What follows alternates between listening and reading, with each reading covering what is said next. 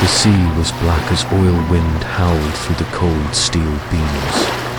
The Jaskin 4 rocked violently in the middle of the Atlantic, a tiny vessel struggling against the wrath of nature. It was 2:30 in the morning. Inside the cabin, a few men were still awake, whispering prayers. Others were fast asleep.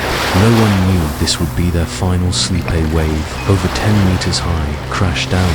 The ship shuddered, then tilted sharply to one side. Red warning lights flashed. A long, high-pitched screech echoed from the engine room like a scream cut short. No time to send a distress signal, no time to run. Seconds later, water burst in like a shattered dam. Steel doors slammed shut in front of those trying to escape. Air bubbles rose. Screams faded. The ship twisted in chaos, then capsized. Silence. Everything sank into darkness. 30 meters below the surface, the vessel lay still, a massive steel tomb inside were the dead and one man still alive. I still remember that cold, not the cold of water, but the cold of darkness. A kind of cold that clings to your skin and slowly creeps into your heart. I opened my eyes into the black. Everything was silent. No light, no sound. Only the beat of my heart and the sound of water seeping through steel. Where was I? A compartment beneath the ocean. Alone. Above me, hundreds of tons of water. Below me, a rotting wreck. Around me, the dead, my crewmates. I could hear the fish dragging their bodies. It sounded like someone chewing bones in the dark. I couldn't scream, I couldn't cry. All I could do was breathe, one breath at a time, slow, shallow, because I knew the oxygen was running out, and I knew no one was coming for me, but I survived, in the dark. 60 hours, alone, and this is my story. I still remember the first sound. It wasn't the waves. It was metal screaming as the ship tore apart, piece by piece. I woke up a little after 5 a.m. The wind was howling outside the hull. Waves slammed against the walls like something was trying to punch through the steel. I was in the bathroom, a normal moment. But within seconds, everything exploded. The ship shook. The lights went out. The floor tilted, like someone had flipped the entire world upside down. I slammed into the wall, then slid across the cold, wet floor. A piercing screech tore through the air. Metal snapped. Doors burst open, and water rushed in, as if someone had ripped open the bottom of the ocean and poured the sea onto my head. I couldn't swim. I couldn't see. I couldn't breathe. I was dragged away. My arms and legs slammed into the hallway. My head hit a fuel pipe. All around me, I heard people screaming, then silence. In that moment between life and death, I managed to grab onto a railing, and I was pulled into a small compartment, a trap, or maybe a chance. I surfaced, coughing violently. Part of the space was still dry. I was alive, but everyone else was not. There was nothing but darkness, a thick black void, like diluted ink seeping into every sense. I didn't know how long I had been there. All I knew was that, with every minute, I began to hear more. The sound of dripping water, the distant groan of metal from somewhere far away, and something else. At first I thought it was water, but no. It was something moving outside the compartment, like something drifting through the bodies. Each time it touched the wall, it sent a faint vibration through the steel, like bones tapping on iron. I couldn't sleep. I couldn't eat. All I could do was listen. Then the smell began to rise. The scent of old seawater, oil, and death. I tried counting my heartbeat to stay sane.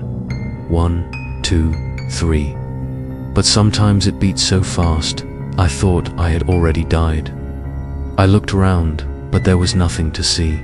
Still, I started talking to myself, as if someone was there. I thought of my mother. I thought of that morning, when I stepped onto the ship, never knowing I would die in the dark. I don't remember how many hours I spent in the dark. At times, I couldn't feel my limbs anymore. But then, I saw something else, a faint glimmer of light, very small. At first, I thought it was a hallucination, my brain playing one last trick, before shutting down. But no, the light was still there, shimmering, flickering like a candle underwater. I crawled toward it. Every movement felt like my skin was being torn open. The water was so cold it had turned my joints to stone, but I kept moving. I had to know what it was. The light came from a tiny crack in the hull. Maybe a hole, maybe a shattered window. I pressed my face to it and saw the night sea, not rescue lights, not the beams of a search ship, just the moonlight piercing through the ocean and slipping into this place. I laughed, a dry, twisted laugh. No one was coming. No one knew I was here, but that light, it kept me sane. I sat by it for hours, like a candle in hell. And I thought, if I were to die, at least I had seen the light one last time. After hours sitting beside the faint light, I began to drift off in the freezing cold, but then a strange sound woke me. Knock knock at first. It was soft, like the sound of dripping water. I sat up, holding my breath. Knock knock knock, clearer now. Like someone tapping on steel, I turned my head and looked around. Nothing but the tapping continued. Slow and steady, like a signal. I thought to myself, someone else is still alive. I rushed toward the sound, water splashing everywhere. I knocked back, knock knock, hoping for a reply. Nothing, only complete silence. Then came a sudden boom. The far end of the hole trembled. Metal scraped against metal. It sounded like bones sliding across a coffin. I stood frozen. Was I still in my right mind, or was something moving inside the wreck? I knocked again, knock knock. This time, there was a knock in return, but it was out of sync. It didn't sound human. Couldn't tell if I was more afraid or more hopeful, because in this darkness, whatever it was, I was no longer alone. Seafloor. Day 3, the temperature was near freezing, oxygen was running low, and the last warmth in Harrison's body was fading, but he was still alive above the surface. Nigerian rescue teams and experts from Dutch salvage company DCN Global had reached the wreck. They believed it was a recovery mission, nothing more, for 3 days. No one thought anyone could still be alive down there. They dove to the wreck, breathing tubes, ropes, lights, cameras. Every step was heavy in the darkness of the ocean floor. And then in the divers' camera footage, something unimaginable happened. The diver's hand swept past a flooded corridor. Another hand reached out from behind. The diver jolted. He turned around. His headlamp lit up a human face, a man, alive in a tiny air pocket, freezing and trembling. Harrison O'Keefe, the diver shouted into the radio, "Survivor." We found a survivor in the footage. Harrison was shivering violently, his eyes wide with fear. He didn't know if the hand that touched him was real or a hallucination. After 60 hours trapped on the seafloor, his mind was barely holding on, but he heard them. He cried. They gave him an oxygen mask. They reached out their hands, and in that moment, millions would later call it a miracle. I woke up again. This time, it wasn't the bottom of the sea. A ceiling, pure white, dim, blinding light, the scent of antiseptic. I was still alive, but the first thing I felt wasn't joy. It was a coldness, not from the water, but from a void, as if a part of me had been left behind in the darkness down there. They said, when the rescue team found me, I was shaking uncontrollably.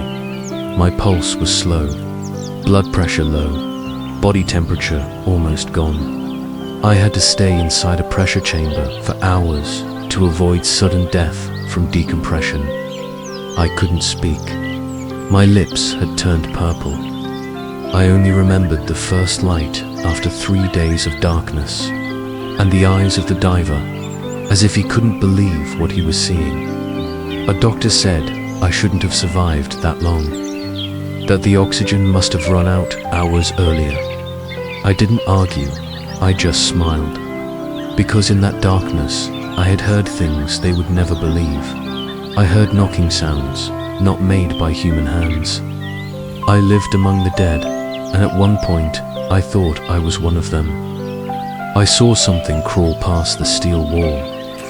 Not a fish, not a diver, not a person. Now I'm back. But every night, when I close my eyes, I float again at the bottom of the ocean. I hear the dripping water, the knocking, the scraping of metal, and I ask myself, did I really return?